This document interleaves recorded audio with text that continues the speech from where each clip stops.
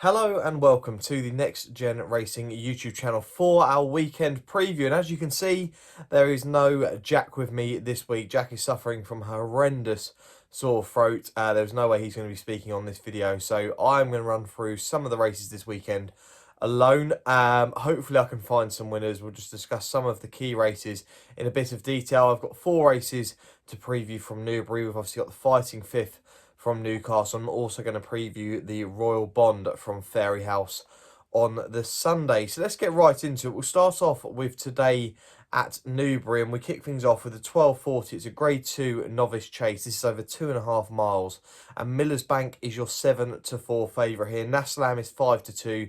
T Clipper is 3 to 1, and Pick Dory is 4 to 1. We've got a nice 4-horse field here now. It's a fascinating contest here, and although this horse here that I'm going to be putting up, although it was a horse that beat my nap a few weeks ago, I put up solo in this race, but Nassalam here I think could take the world of BT. I was quite excited by Nassalam. We know that I'm a massive fan of these Gary Moore juveniles, but the horse himself, he did nothing wrong last season. He put in some really decent displays. He just came up a bit short in kind of the bigger races. But I think as a horse, he could be quite impressive, especially over fences. He looked very good the last day and looked like he battled well to the line.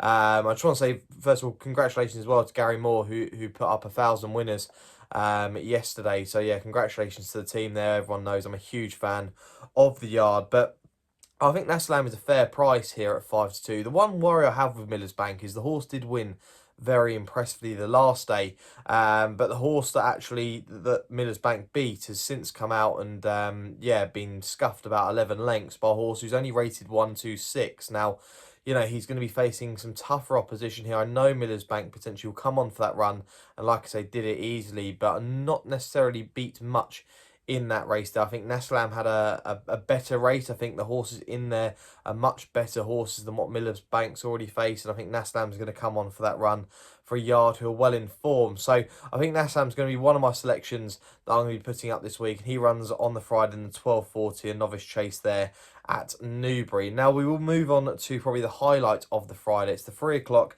It's the Ladbrokes long distance hurdle, and Paisley Park we get to see here. He's 9 to 4 favourite. Mrs. Milner is 3 to 1. Indefatigable is 7 to 2. Lisnagar is 6 to 1. Thomas Darby is 15 to 2. And on the blind side is 12 to 1. Now, it's an interesting contest, this. It really is. And I'd love to see Paisley bounce back to his best. Now, remember last season he was beaten in this by Time Hill. That was before that. He didn't have a prep run prior to that. Now, he has had a run prior to this race here this season, and I do find it interesting because I wouldn't have said it was the best run from Paisley. We probably expected a lot more from him that day, but he could come on a hell of a lot. Emma Lavelle has said he's stripped a lot better for this, and being an older horse, he may have really needed that run. I think we're going to see a much better Paisley come out here, and I think he has to win this, my personal opinion, to kind of say that he's still one of the top dogs in the staying hurdle division. So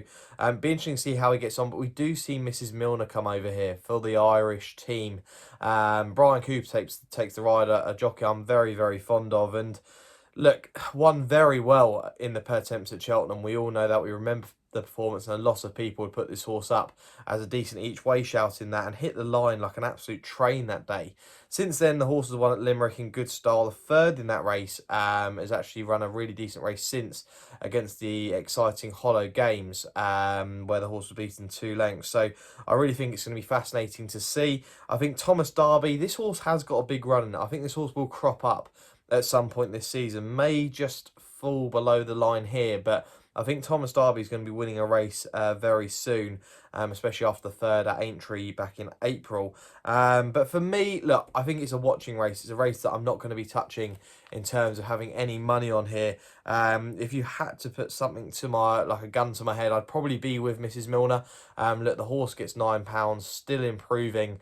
Paisley's days might be numbered, but look, I'd love to see him come back. Do not get me wrong, I'd love to see Paisley come back and win this, but I think Mrs. Milner with the £9, I think Mrs. Milner's going to be the one to side within here. Not a horse that I'm going to be selecting, but a horse that I would fancy if having to make a selection in this race. Now, before I move on to some of Saturday's racing, we do get to see John Bon, the exciting horse here. Currently a 4-6 favourite, John Bon. Now, I think this is all based on hype.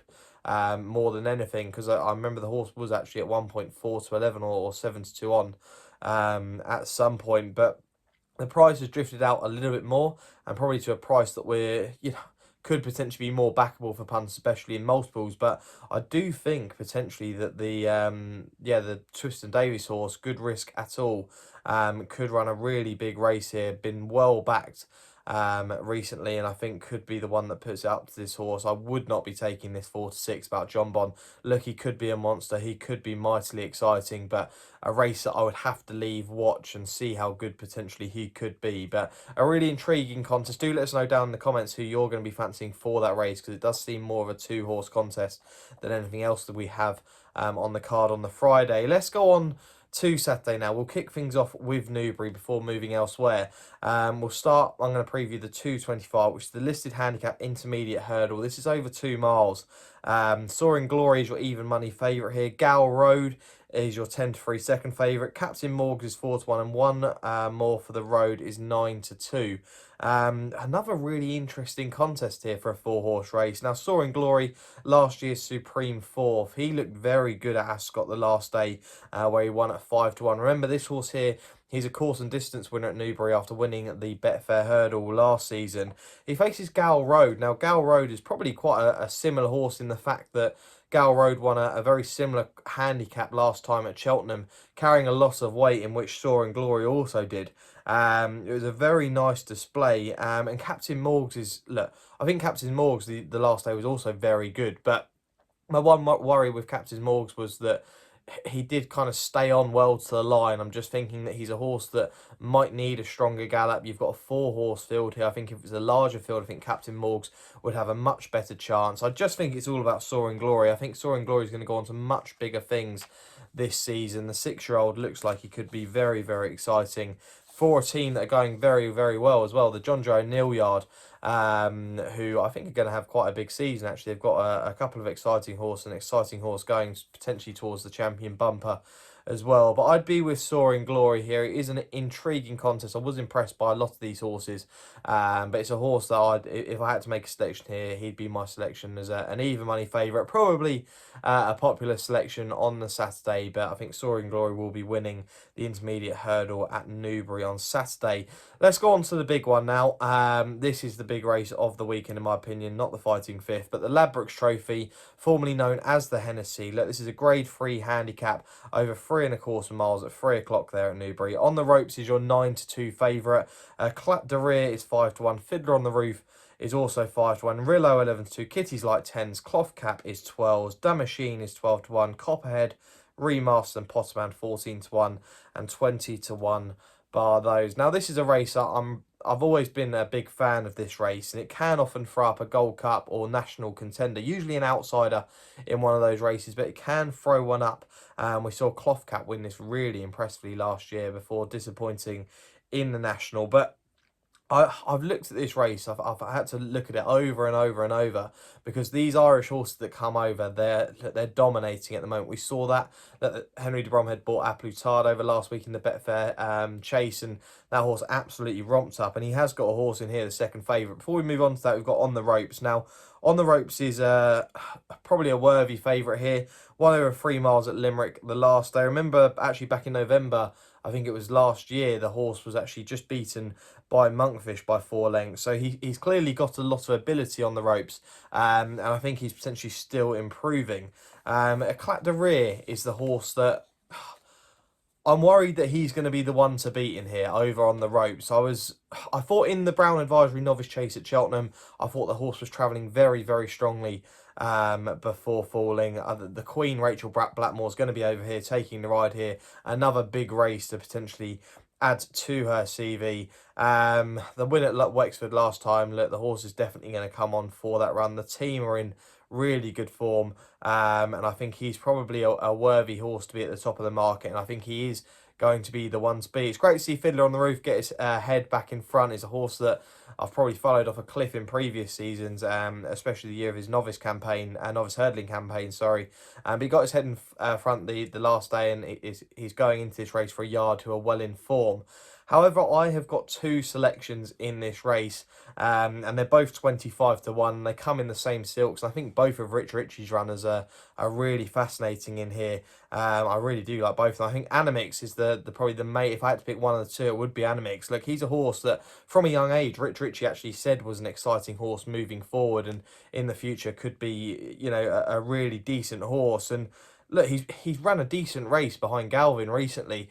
We've seen what Galvin's done, and Galvin, a lot of people have said, is a potential Gold Cup outsider, maybe even for the National as well. But he's beaten Galvin. He wasn't gaining any ground on Galvin, but I don't think he was losing any either. I think the extra quarter of a mile, I think he's going to plug on over that. Young Jack Foley's on board, claiming 5. And I think he's a very useful horse, Animix. I think that he's being ruled out here. I think that £5 claim could be key to this horse, but he really could put his name in the mix as a really talented staying chaser. And the other one is Brahma Bull, who actually has come from the same race that Galvin and Animix ran in. He clearly won't mind the step up in trip here. He was staying on very well back in third the last day. Look, the horse was second in a Kerry National. That was over 3 miles, and the horse jumps very well in my opinion. I think Newbury could be well suited to this horse. Brian Hayes takes the ride, and I think 25 to 1 about both of these horses.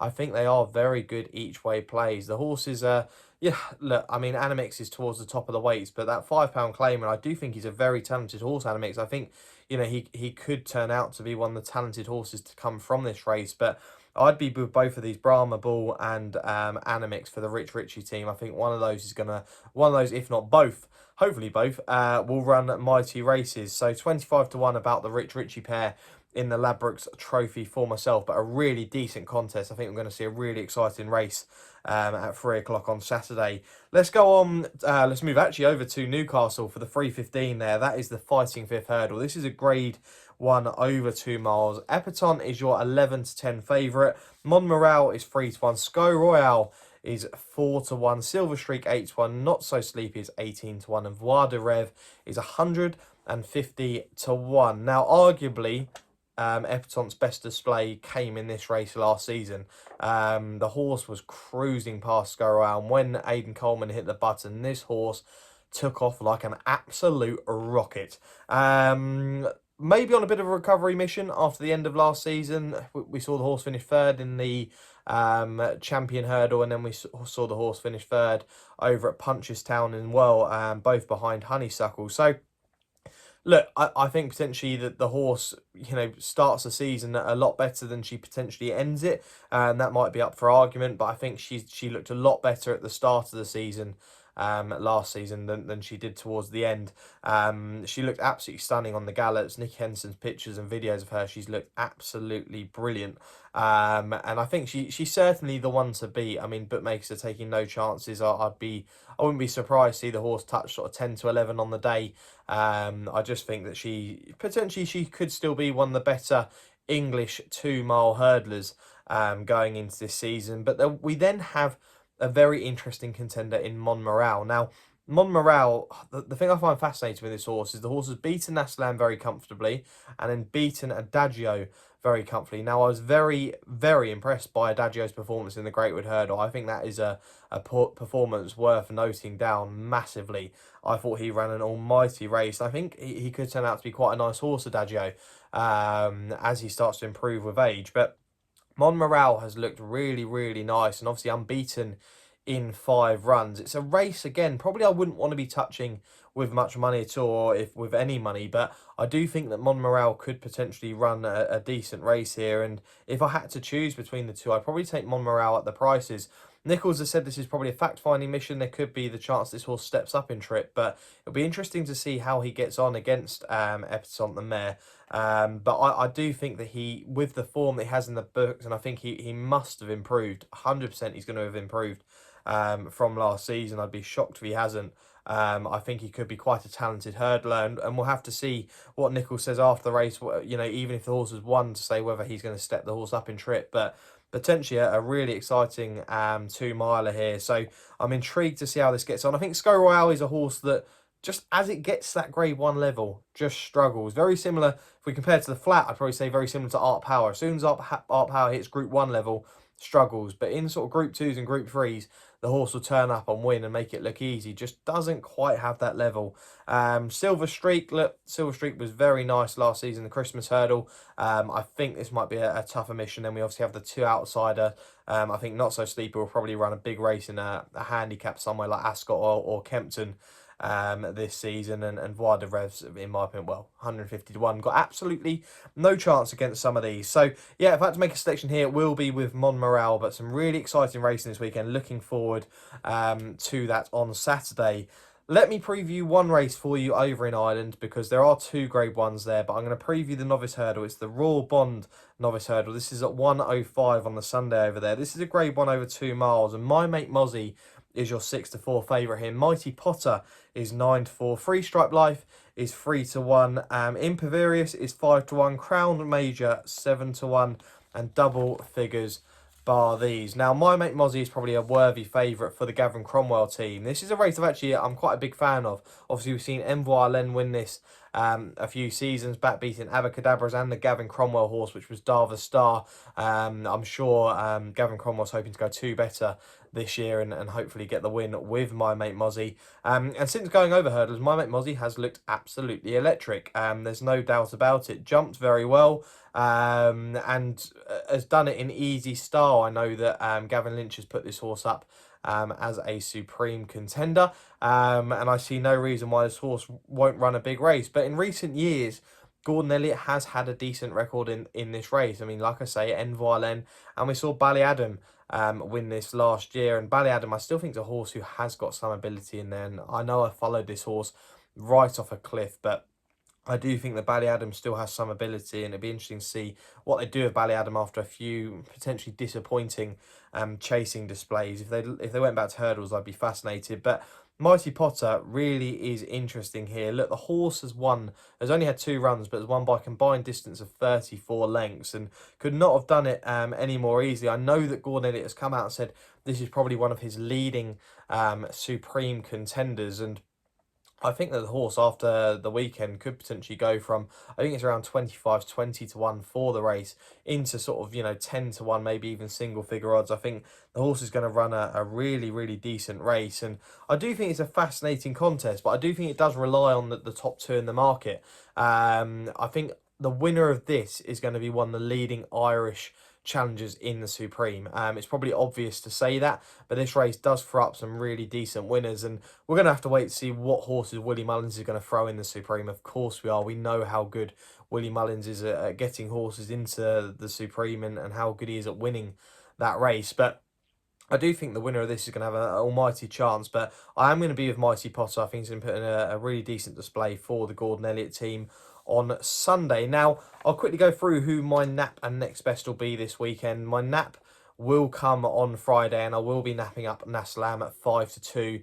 And my next best will be an each-way play. I've got to pick between the 2 now, but I'm going to put an each-way play on Animix in the Ladbrokes Trophy. You might be able to get 6-7 places in the race, but I will have an each-way play at 25 to 1 for that race there. Now, quite exciting news. We have got our Instagram slowly but surely up and running. Do go give us a follow, where you're going to see sort of latest news on our videos. So if we do upload a video, it'll go onto Instagram. You'll see stories on there. When Jack and I are at the races, we'll put up Instagram stories, and you'll just see some sort of fun videos that we'll put up there on odd occasions. So do go give that a follow on Instagram. It's nextgenracing_, and you can go give that a quick follow, and there'll be posts on there very, very soon. So do go check that out. And Jack and I, hopefully Jack will be back next week, and I do hope so, because I'm meant to be going to the Tingle Creek with him next week. We'll be previewing the Tingle Creek. That will come to you probably on Friday morning. We'll preview the card there at Sandown, along with some of the racing on Sunday, where we have the John Durkin chase as well. So we're intrigued to hear that, and hopefully we'll have some Instagram stories from Tingle Creek weekend, so you can see what Jack and I have been up to on course. But thanks for all the recent support. We're just over 860 subscribers now. I think 1,000 might just be too much. If we can get there by the end of the year, I'll be very impressed. I have said that if Jack and I get to 1,000 by the end of the year, we will both go over to America for the Breeders' Cup next year. But we'll have to wait and see. But honestly, you know, look, thanks for so much of the support that you've given. We've got plenty of decent videos coming your way, and an incredible Christmas video that we have planned. It's going to be a right laugh, so get ready to join us for that. But we'll see you next Friday for our Tingle Creek preview. Thanks very much for watching.